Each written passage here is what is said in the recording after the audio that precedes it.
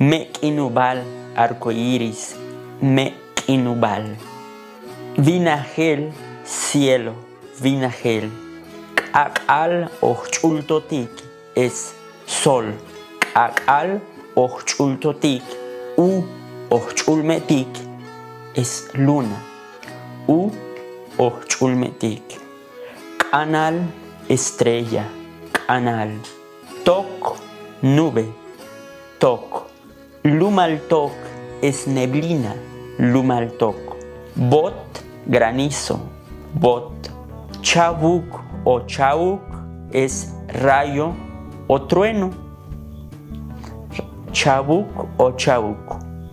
Saktsebul, saktsebul, relámpago, saktsebul.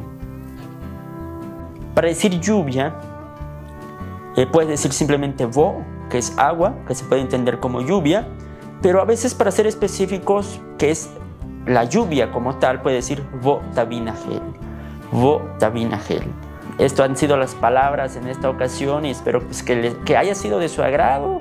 Y bueno, pues nos vemos en un próximo video de Conoce y Aprende Tzotzil. Y recuerda seguirme en todas las redes sociales como Andrés Tachiknim.